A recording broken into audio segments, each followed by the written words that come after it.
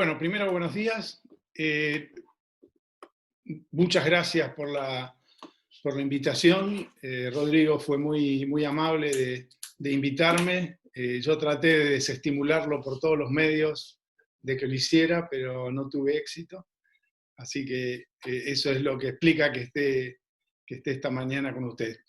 A ver, la razón por la cual yo trataba de desestimular a Rodrigo es porque, bueno, yo entiendo claramente que la preocupación de ustedes y a lo que se dedica la Cámara es, tiene una aplicación muy concreta, muy directa, muy operativa. Y yo la verdad que no soy un hombre práctico, yo más bien lo que hago es tratar de entender lo que pasa en la realidad internacional y eventualmente formular alguna recomendación. Pensé entonces, o temía entonces, que tal vez lo que yo tenía para decir fuera un tanto distante de las preocupaciones más inmediatas de la Cámara, pero bueno, como digo, Rodrigo insistió, me persuadió y espero no ser completamente, digamos, no relevante para ustedes. Mi idea era comentar, hacer algunas reflexiones generales sobre cómo veo yo el ambiente económico internacional después de la pandemia. Esto de hablar después de la pandemia como si la pandemia fuera un momento así de quiebre, está muy de moda. La verdad que en algunos aspectos ha sido un momento de quiebre, por lo menos para las víctimas claramente ha sido un momento de quiebre. Probablemente cambiará algunas conductas de manera, si no permanente, por un plazo relativamente largo. Pero un poco mi idea a la que llego, y sobre eso es sobre lo que voy a tratar de desarrollar en mi exposición, es que en el ámbito de las relaciones económicas internacionales y del comercio internacional y del proceso de integración global, es difícil esperar algo demasiado distinto o muy nuevo respecto de lo que ya venía ocurriendo. Y no pasa tanto por tener una mirada optimista o pesimista. No me gusta encasillarme en ese tipo de calificativos, creo que no ayudan a entender lo que está pasando, sino más bien parar, mirar lo que estaba ocurriendo y pensar en el contexto de lo que estaba ocurriendo, qué es lo que este episodio puede modificar y qué es lo que es improbable que modifique. Entonces, mi conversación con ustedes tiene básicamente que ver con esto. Yo no tengo mucho la capacidad a mi edad de hablar, mirar la pantalla y mirar el chat simultáneamente. Entonces, hay dos alternativas. Si las preguntas van por chat, que se concentren en alguna, digamos, por ejemplo, en Laura o Sí, en Rodrigo, y después ustedes las hacen, o bien que me hagan las preguntas directamente por voz, yo no tengo ningún problema, y me puedo manejar más fácilmente yo de esa manera que estar prestando atención, digamos, a tantas variables simultáneamente. No te preocupes que yo si veo que es pertinente, les doy el micrófono a quienes consulten. Y si no, Perfecto, a les mí no me dejo por molesta chat. en absoluto, no me molesta en absoluto que tener que interrumpir, y si veo que la interrupción me va a llevar por caminos que me alejan mucho del trayecto que tengo, lo digo y listo. Así que todo el mundo siéntase con la libertad de poder intervenir cuando crea que es oportuno. Bueno, entonces, como decía, parece que para discutir las perspectivas, el primer paso es tener un diagnóstico de dónde estábamos, de dónde estaba la economía internacional antes de la pandemia, qué es lo que estaba pasando. Y para esto quiero compartir con ustedes alguna información más bien descriptiva, pero que me parece que es ilustrativa de tendencias importantes.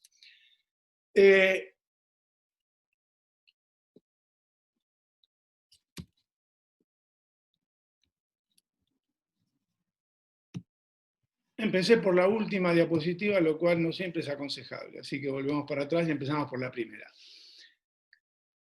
Bien.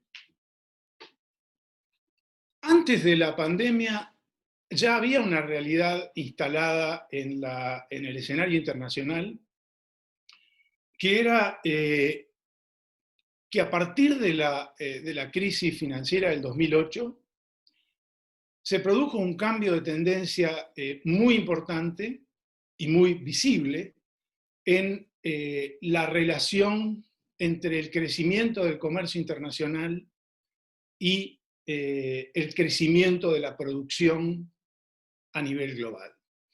En este cuadro, en este gráfico, mejor dicho, ustedes pueden ver una línea larga de tiempo, desde fines del siglo XIX hasta 2019 o 2017, en donde básicamente se representa la relación, el coeficiente de apertura, es decir, la relación exportaciones e importaciones en relación al PIB.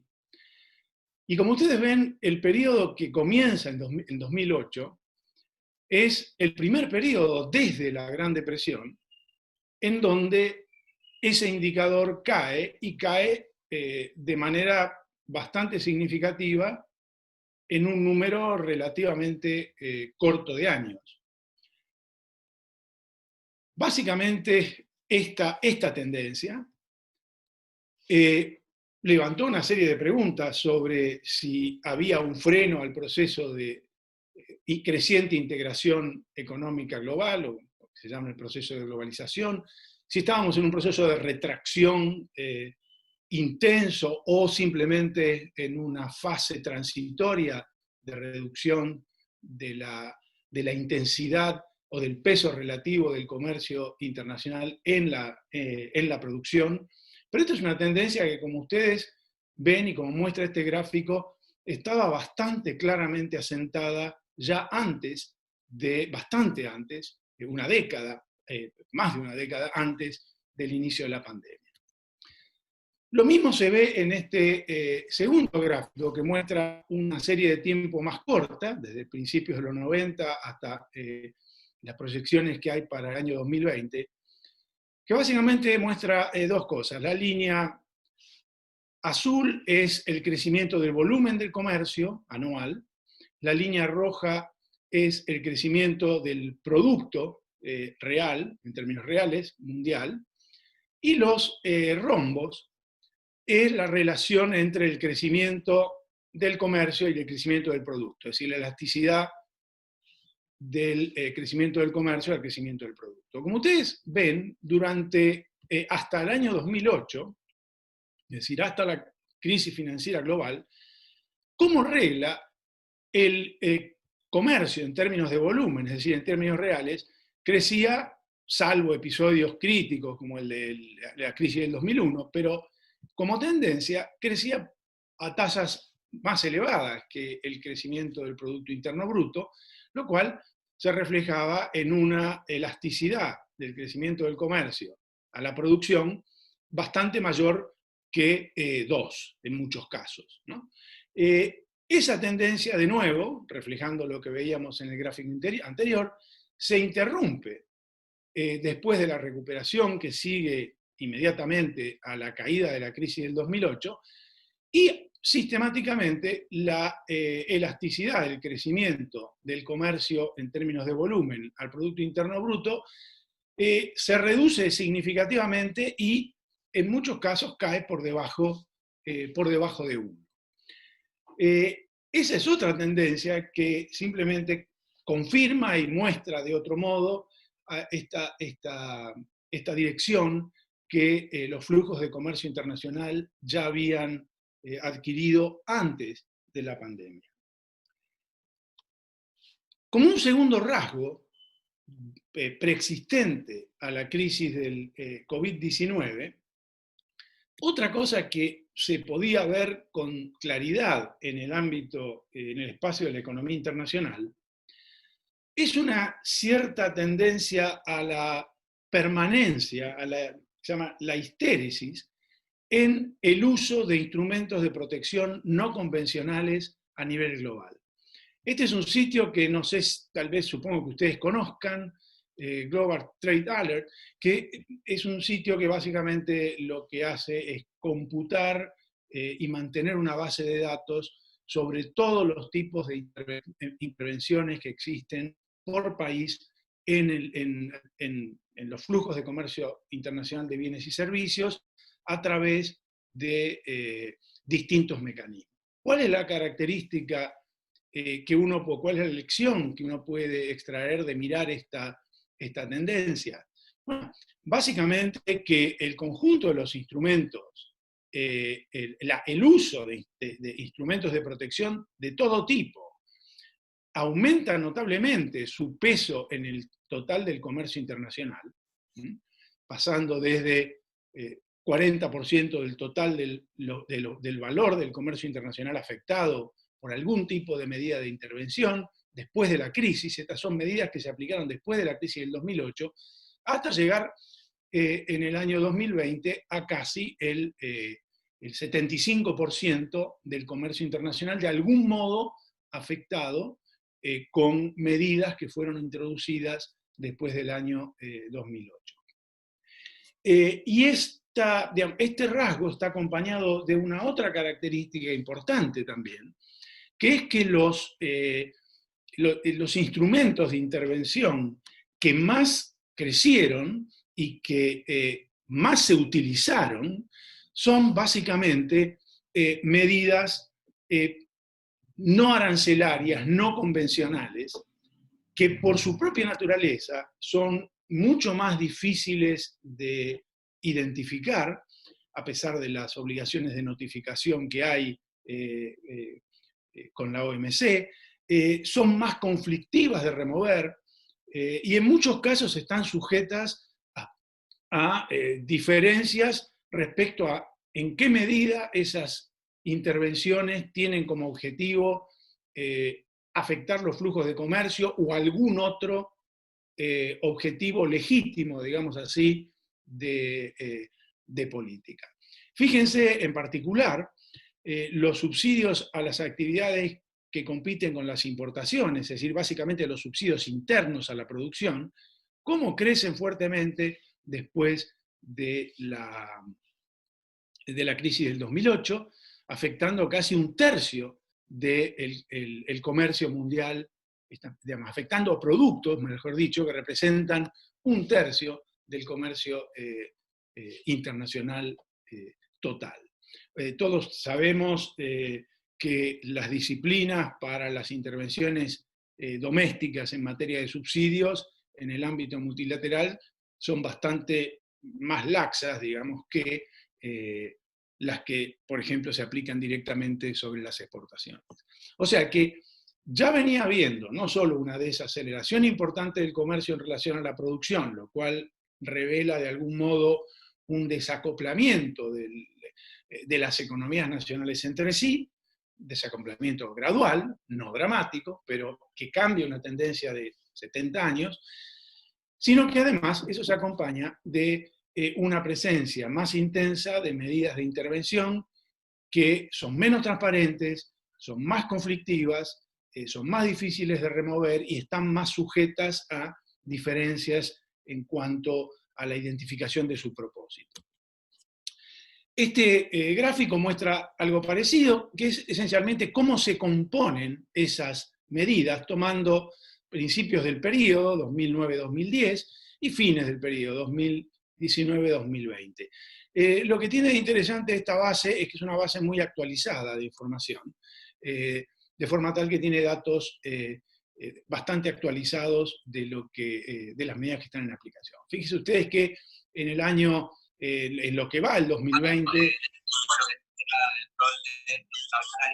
A ver, para que alguien activó el micrófono. Pablo, que fuiste el último que entraste, desactiva tu micrófono, por favor. A ver, espera que lo tengo que encontrar. Ahí está. Listo, Roberto. Ya está. No, pensé que era una pregunta.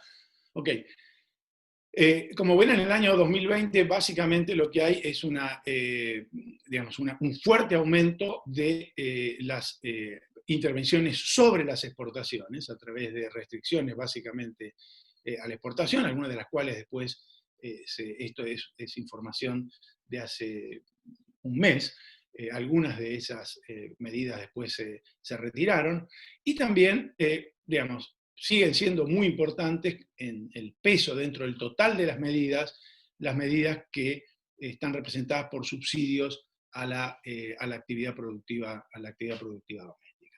Entonces, no solo un crecimiento desacelerado del comercio, sino que también una mayor utilización de medidas de protección de distinto tipo en los mercados. Otra tendencia, más, si se quiere, más global, pero no menos importante, que estaba también muy bien asentada antes de la crisis del coronavirus, es algo, bueno, que todo el mundo obviamente ha tomado registro, que es los cambios fundamentales y realmente sistémicos que se han dado en la economía internacional en términos de pesos relativos. Estos dos gráficos lo que muestran es cómo cambió la relación entre el valor del PBI a precios corrientes en Estados Unidos y China a tipos de cambio de mercado, que es el cuadro que está, el gráfico que está a la izquierda, y a tipos de cambio de paridad. Y ustedes miran a tipos de cambio de mercado, en el año 2008, cuando la crisis financiera eclosiona, el Producto Interno Bruto de China era menos de un tercio del Producto Interno Bruto de Estados Unidos. Hoy, a tipos de cambio de mercado, el Producto Interno Bruto de China es más de 2/3 del Producto Bruto Interno de Estados Unidos. Y si uno mide el valor de la producción en términos, usando el tipo de cambio de paridad, ese cambio es tal vez más llamativo desde el punto de vista, si se quiere, del impacto, porque mientras que en 2008 el Producto Interno Bruto de China, valuado a tipo de cambio de paridad, era 2/3 partes el PBI de Estados Unidos, hoy ya es superior al Producto Interno Bruto de Estados Unidos. Este cambio en el balance relativo, en el peso relativo de estos dos principales actores del sistema internacional, es también un dato absolutamente fundamental que estaba muy asentado y muy sólidamente instalado antes de la pandemia. Esto tiene una serie, digamos, esto que está graficado en estos dos gráficos, tiene un conjunto de desdoblamientos que ustedes digamos, deben conocer muy bien, tiene que ver básicamente con el conflicto que luego se ha ido agudizando entre Estados Unidos y China, del cual el componente comercial es apenas un emergente. Los conflictos comerciales, las medidas de las sanciones que aplicó la administración norteamericana a China en los últimos 3 o 4 años son simplemente la punta de un iceberg, el emergente de un conflicto mucho más fundamental que tiene que ver, para dejar de lado las cuestiones estratégicas, geopolíticas, en fin, que no es un campo del cual yo me ocupe. Si uno mira simplemente el espacio, el ámbito económico, en realidad, detrás de todo el conflicto comercial, lo que hay es una profunda disputa alrededor del liderazgo y el uso de la tecnología en sectores críticos para la economía de lo que resta de este siglo. No solo, y esto se refleja en que digamos, esta agudización de este clima de competencia y de conflicto se refleja no solo en un escalamiento del conflicto comercial, sino también en otros indicadores. La restricción al acceso a ciertos insumos o a ciertas tecnologías para ciertas empresas, el caso de Huawei, por ejemplo, es clarísimo. Incluso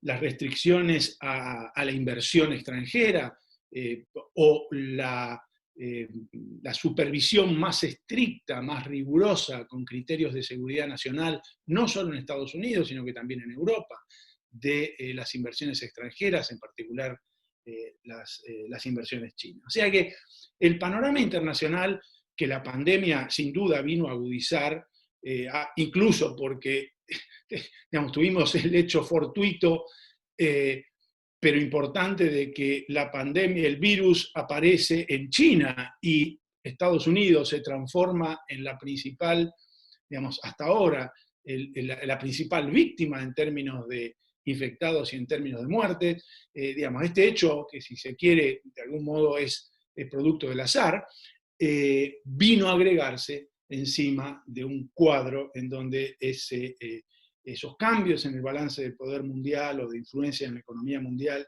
y ya venían instalados sólidamente antes de que emergiera el COVID-19. Una cuarta tendencia, también muy claramente visible antes de la pandemia, era digamos, la situación de parálisis y de pérdida de eficiencia, si se quiere, o de funcionalidad, de la mayor parte de las instituciones multilaterales que digamos, desarrollan su actividad en el campo de la economía. El caso más paradigmático y el que tal vez es más relevante para todos nosotros es el de la Organización Mundial de Comercio, que absolutamente, o en buena medida, no absolutamente, pero en una buena medida, paralizada en sus funciones legislativas y en sus funciones de negociación, sumó a partir del año pasado la parálisis en su función de solución de controversias, una vez que el bloqueo norteamericano a la designación de nuevos jueces en el órgano de apelación, en la práctica, tornó no operativo el mecanismo de solución de controversias que se creó en el 94 como resultado de la Ronda Uruguay. Hay otros indicadores de esta creciente dificultad de los organismos internacionales para regular este proceso de integración global. Uno los puede ver en el ámbito de la política ambiental.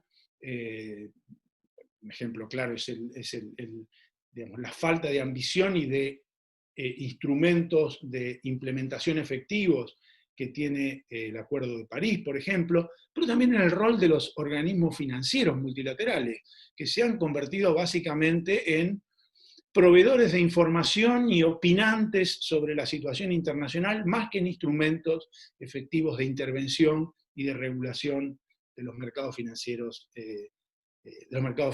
internacionales. En este contexto, no es casual, no es extraño, que como una quinta tendencia, lo que haya ocupado el espacio que de algún modo fue dejado vacante por su propia disfuncionalidad, por los organismos multilaterales, fuera ocupado por una explosión que también es bastante anterior incluso a la crisis del 2008, una explosión de acuerdos preferenciales, de acuerdos regionales, de entendimientos entre pequeños grupos de países, algunos bien sucedidos, otros que se fueron frustrando en el camino, pero no hay ninguna duda que este proceso de regionalización desde el punto de vista regulatorio adquirió nueva fuerza. Tal vez los dos episodios más salientes sean el acuerdo, la firma del Acuerdo Transpacífico, sin la participación de Estados Unidos, y la renegociación del NAFTA entre Estados Unidos, Canadá y México. Para terminar, para cerrar este panorama, a esto se le agrega, a estas tendencias se le agrega una última tendencia, que es que este contexto alentó, estimuló, le dio fuerza, además, al surgimiento de poderosas corrientes nacionalistas y populistas, tanto en Estados Unidos como en Europa y en otras regiones del mundo. Pero destacadamente, si estamos pensando en términos de economía global, digamos, los centros más importantes de la economía global obviamente son esos. El Brexit es una prueba de la creciente relevancia de esas presiones. Obviamente la elección de Donald Trump en Estados Unidos es otra evidencia bastante inocultable. En este contexto, ¿qué es lo que la pandemia trae?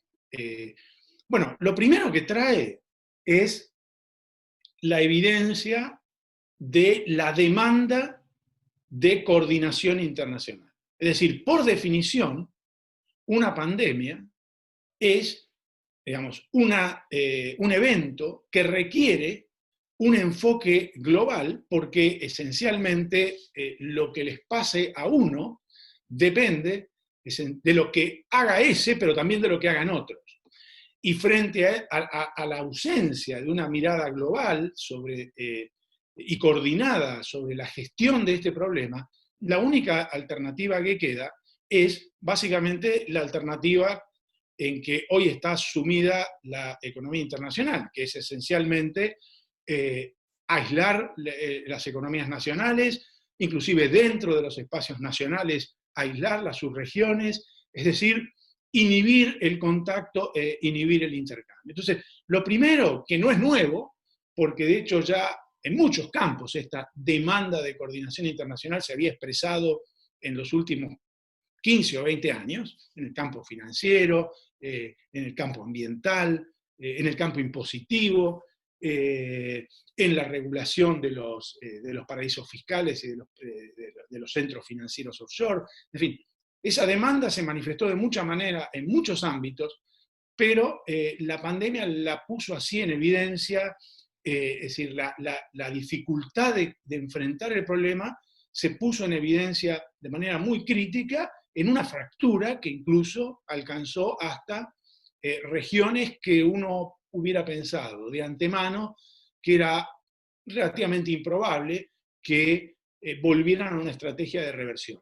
Cuando uno mira, por ejemplo, la respuesta que hubo en la Unión Europea, al interior de la Unión Europea, en términos de cómo reaccionar, por ejemplo, al movimiento de personas, para no hablar del movimiento de algunos productos sensibles, es evidente que la primera reacción fue una mirada hacia adentro y una vuelta al aislamiento. Y que inclusive hoy la desactivación de esa respuesta está siendo muy fragmentada y bastante poco coordinada, ¿no?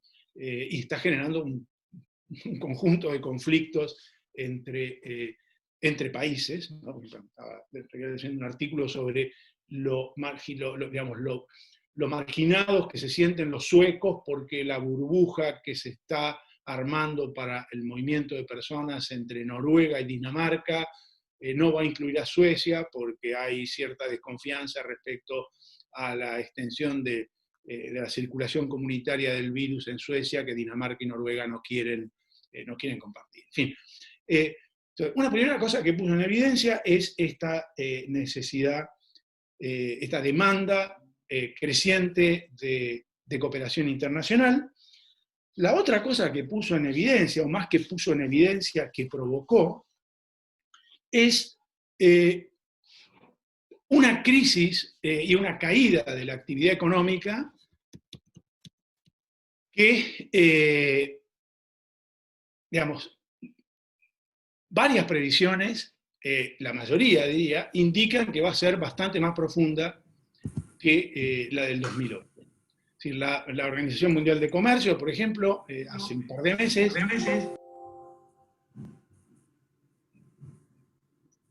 ¿Sigo? El último que entró, que apague el micrófono, en general entran con el micrófono apagado, pero a veces... No importa. Yo simplemente porque si es pregunta, quiero parar. Claro.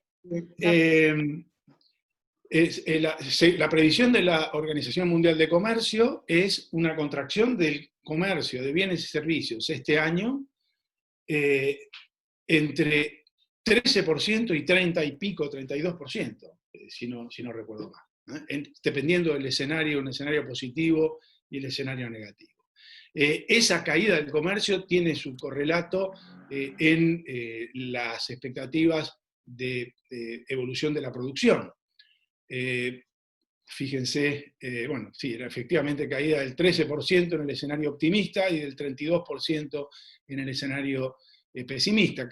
Estimaciones que coinciden aproximadamente con las de otros organismos multilaterales como el Fondo, incluso el Banco Mundial, que ayer anunció sus estimaciones de crecimiento de la producción para este año y para el año que viene. Fíjense, en el caso de América Latina, las proyecciones de caída del Producto Interno Bruto son muy significativas, aún en el escenario optimista, una caída del 4% este año. Ayer el Banco Mundial estimó una caída del 7%, si no recuerdo mal, del 7% en América Latina y del 5%, del 2,5% en los países en desarrollo en su conjunto. O sea, esto sí es un hecho de algún modo nuevo, desatado por la pandemia. En buena medida, la respuesta que se dé a este hecho va a depender y en qué medida se ataque de una manera más o menos coordinada, también va a depender la salida. Quedó claro en el año 2008, por lo menos en mi lectura, que el principal factor que empujó o que sacó a la economía internacional de la crisis de ese año no fue tanto, como a algunos les gusta señalar, la cooperación internacional a través del G20, sino que fue básicamente la respuesta fiscal que dio el nuevo gobierno norteamericano en su momento, el gobierno de Obama, con el enorme paquete fiscal que impulsó, que luego de algún modo, a través de su liderazgo, articuló como una respuesta cooperativa a través de la actividad del G20. Sobre esta respuesta nacional, hoy en día tenemos bastante evidencia de que efectivamente la mayor parte de los países están poniendo una cantidad muy significativa de recursos en la recuperación o el financiamiento de este periodo de impacto negativo de la pandemia, pero no está claro en qué medida eso se pueda transformar en una respuesta más o menos coordinada, que no acabe generando digamos, reacciones de retorsión por parte de otros miembros. Ustedes siguen un poco la discusión dentro de Europa, de la Unión Europea, digamos, la discusión sobre cómo afectan al mercado ampliado esta brutal inyección de recursos por parte de los fiscos nacionales y cómo eso se relaciona con la política de competencia. Es un tema que está absolutamente presente y sobre el cual hay poca claridad sobre en qué dirección va a evolucionar. O sea, de lo que no hay duda es que la demanda por coordinación y la demanda por enfoques cooperativos está ahí. Ustedes, como yo, se cansarán de leer artículos, invocaciones a un aumento y a la necesidad de un enfoque cooperativo y de una mayor cooperación internacional. Mi mirada sobre este problema es pensarlo, tal vez por mi desviación económica, de una manera muy simplista en términos de oferta y demanda. Y si bien efectivamente no hay ninguna duda que hay una muy fuerte demanda por cooperación internacional, que además se agudizó de algún modo debido a la pandemia y a las consecuencias de la pandemia, el principal problema reside en el lado de la oferta. Es decir, ¿cuál es la coordinación, la cooperación internacional? Es una construcción, no es un hecho que responde a la existencia de una demanda funcional que automáticamente encuentra un canal. La cooperación tiene que ser construida, se necesitan instituciones, se necesita liderazgo, se necesita hegemonía, depende de cómo uno lo quiera ver, para que esa cooperación pueda tomar forma. Y creo que uno de los principales problemas, o el principal problema que estamos enfrentando en esta coyuntura, es precisamente que los incentivos y las condiciones para que esa oferta de coordinación y de cooperación internacional responda a la demanda por las tendencias que que señalé al principio de la exposición. Esa oferta, esos incentivos para que esa oferta se materialice no parecen estar ahí. ¿Es esto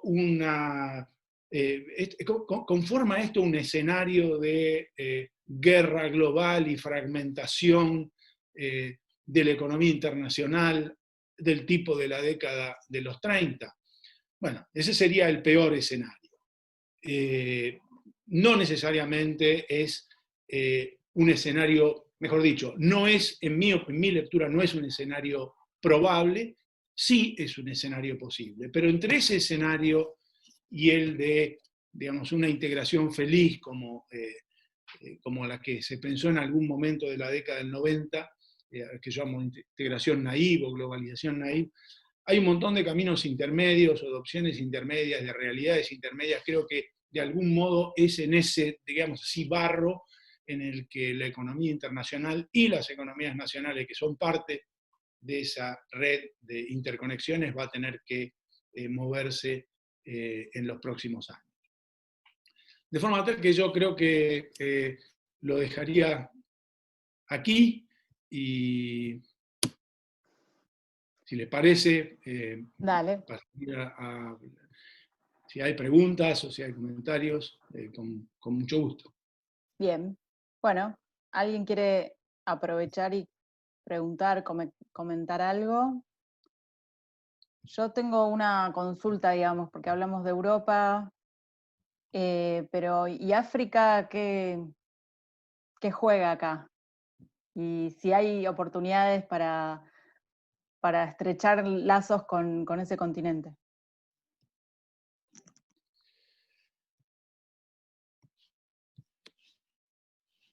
Mira, África, yo sé muy poco de África, pero mi impresión es que en el plazo más inmediato, África va a sufrir las mismas consecuencias sobre la actividad económica que el resto de la economía global. O sea, que no lo veo como un espacio en donde digamos, haya una perspectiva de crecimiento. Creo que lo que tenemos por delante como escenario general es un periodo de crecimiento negativo o de crecimiento muy, muy bajo. Muchos países africanos, África es un enorme mosaico de diversidad. Yo la verdad que no conozco la realidad africana, pero digamos, en una mirada superficial hay algunos países que están con su principal problema es cómo se sacan de encima una deuda con organismos multilaterales y con agencias oficiales que no pueden cubrir. Claramente esos países no son un destino atractivo. Hay otros mercados que no tienen esa característica y que creo que para la Argentina en particular, África es un mercado que tiene potencial,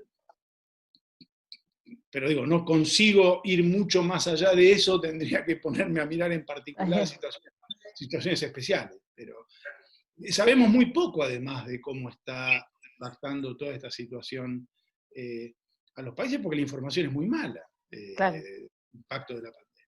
Claro, un poco iba ahí, como que nadie habla, ¿no?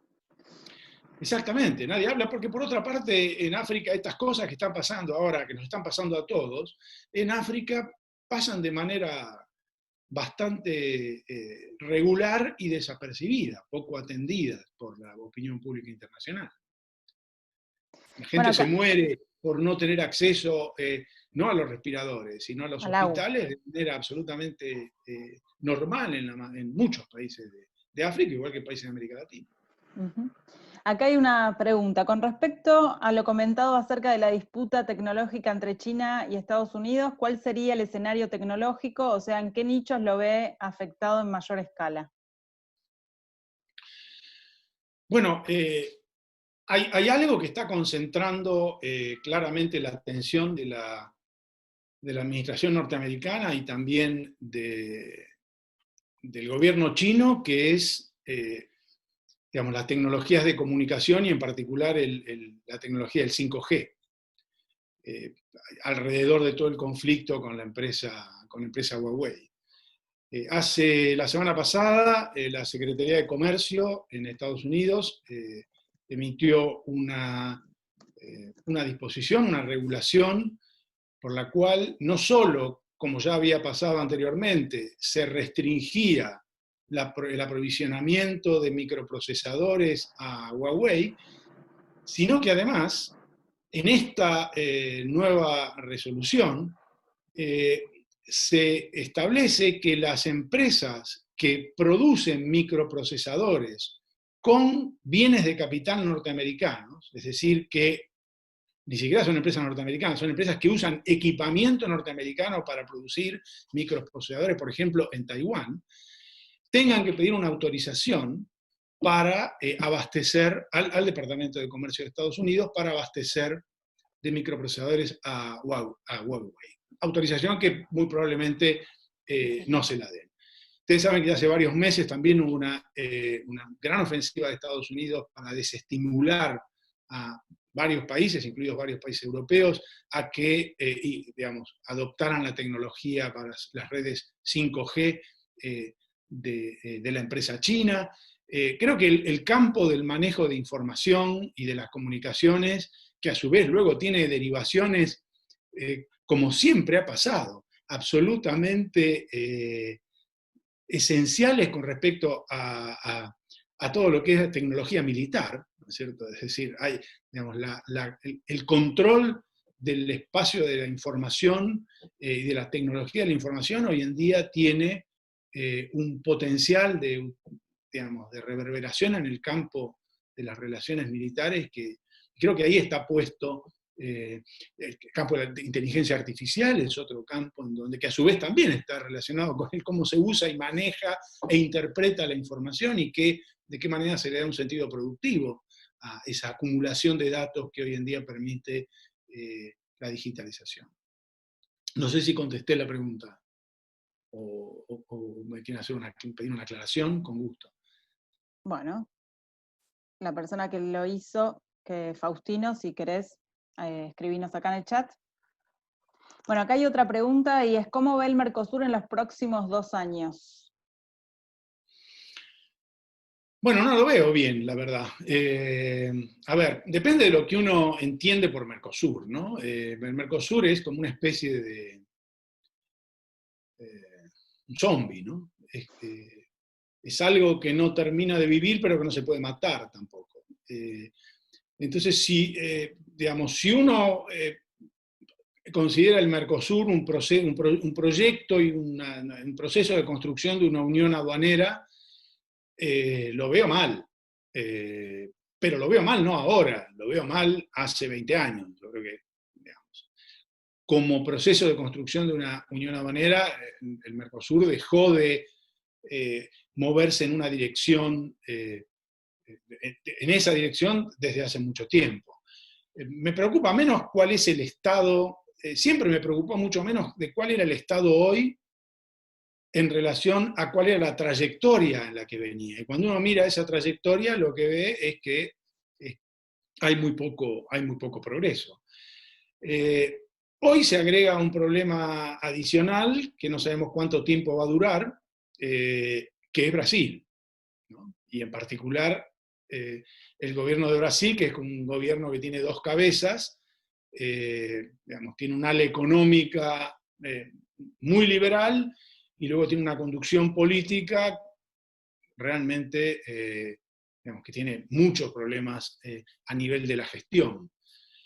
De cualquier manera, yo creo que si el Mercosur ha tenido hasta ahora un efecto positivo, un resultado positivo, es que ha ayudado a construir una región con vínculos materiales. Es decir, cuando uno mira la relación entre Argentina y Brasil a principios de la década del 80, en realidad lo que ve son las 2 economías más grandes de América Latina prácticamente desvinculadas entre sí, digamos, con muy poca interacción.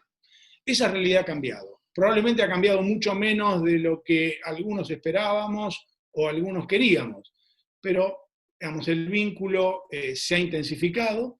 Creo que eso es un dato estructural que no va a cambiar, o que va a costar mucho cambiar, porque ya hay, digamos, tomemos el caso de la industria automotriz, por ejemplo. Sin duda, la industria automotriz, digamos, el costo de desarmar el entramado de intereses y de vinculaciones productivas y comerciales que se ha establecido sería muy alto, no es descartable, pero sería realmente muy alto, pero no veo el Mercosur como un proceso, digamos, ordenado de construcción de un espacio aduanero unificado, que era, de algún modo, la gran promesa, ¿no? y la gran fuente de ganancias, poder tener un mercado ampliado en donde pudieran explotarse economías de escala, donde pudiera explotarse mejor la división del trabajo.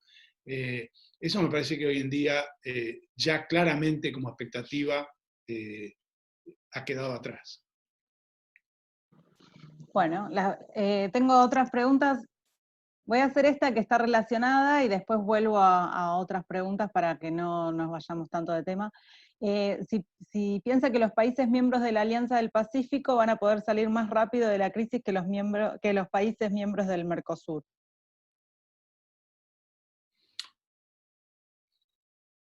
No lo sé. No lo sé. A ver, uno hubiera pensado que, primero, hay una cosa que es muy importante, que todo el mundo está, o mucha gente está evaluando resultados parados en el día de hoy.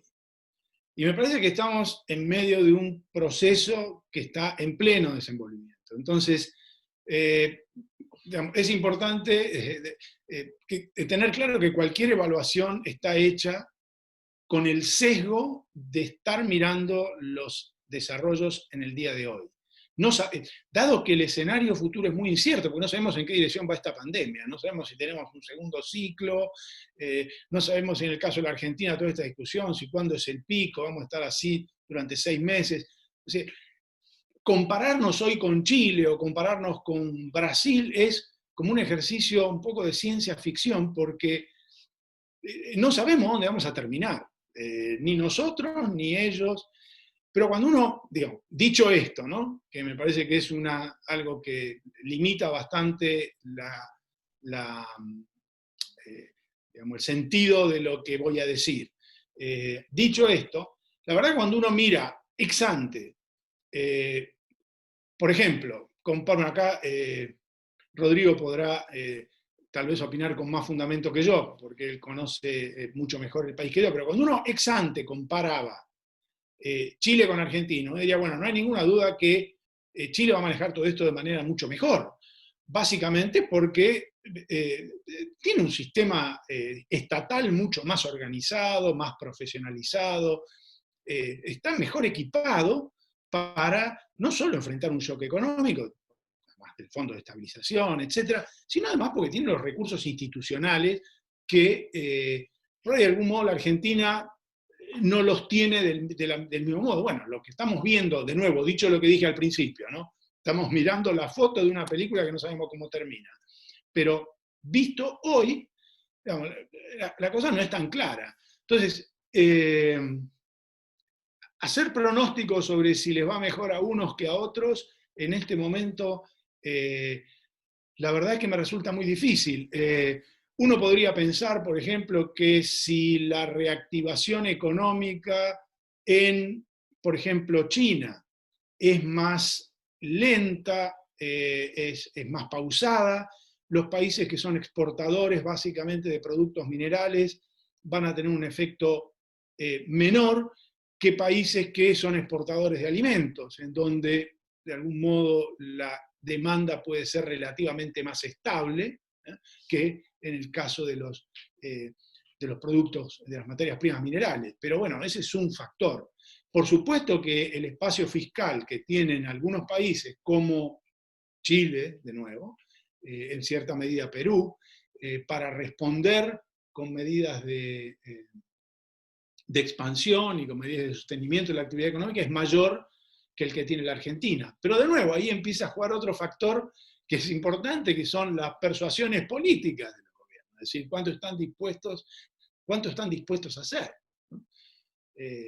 Alemania en total, Alemania ha puesto en juego prácticamente un cuarto de su Producto Interno Bruto en la respuesta a la pandemia. Un cuarto de su Producto Interno Bruto. Bueno, obviamente es Alemania, ¿no? Pero quiero decir, tampoco tenemos claro qué es lo que cada uno está dispuesto a hacer. Así que me cuesta mucho trabajo dar una respuesta taxativa. Yo sé que a los economistas siempre le piden respuestas taxativas, los economistas dan respuestas taxativas porque le pagan para eso, pero, y después, como todo el mundo se olvida de lo que dicen, entonces todo queda Bien. en el éter. Hay algunas preguntas que me parece que van a tener una respuesta similar, pero las hago por si querés aportar algo más. ¿Hay previsión de desarrollo de actividades económicas no tradicionales en Argentina? Es decir, desarrollar actividades productivas y de servicios que no sean basadas en materias primas agropecuarias y mineras. Esto tal vez apunta más a tu opinión. Y había otra pregunta más relacionada, y la quiero decir, bueno, ¿cómo ve el escenario económico y productivo local para la salida de la cuarentena y hacia 2022? Creo que esa pregunta, digo, ya está respondida recién. Sí, la anterior, a mí me parece es una pregunta muy interesante. Es decir, sin duda la Argentina tiene, digamos, su base hoy está en el sector agroindustrial.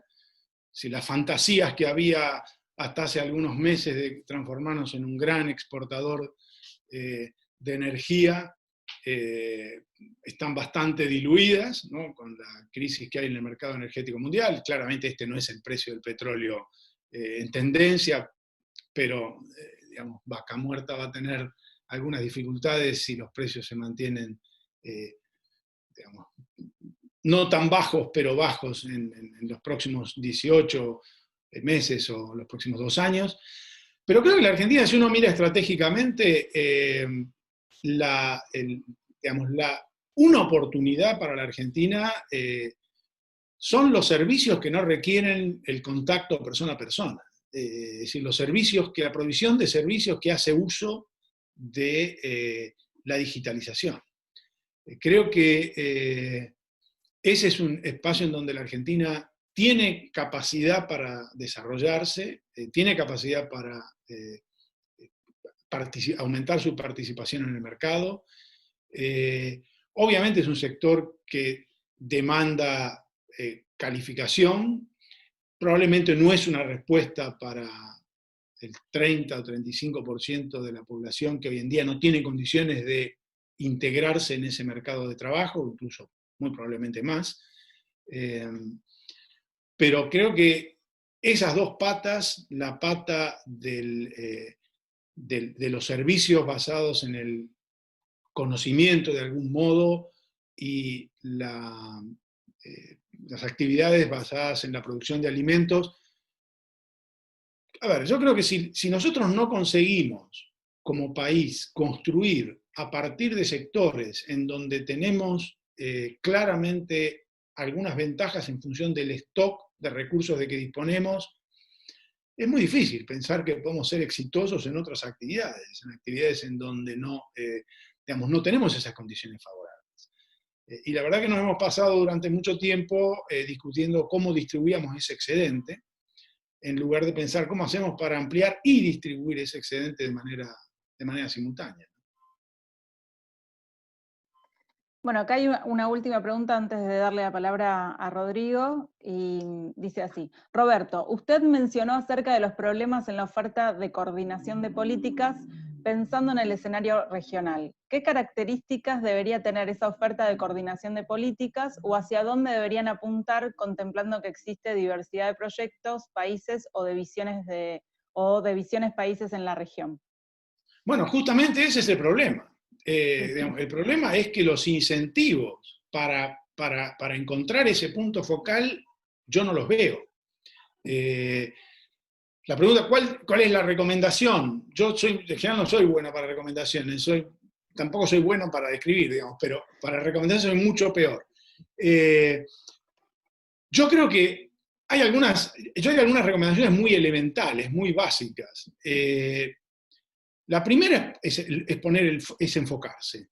Si yo creo que los grandes discursos de liderazgo regional y de integración regional, en fin, son para la tribuna, pueden ser interesantes desde el punto de vista de la convocatoria ideológica, pero son poco prácticos.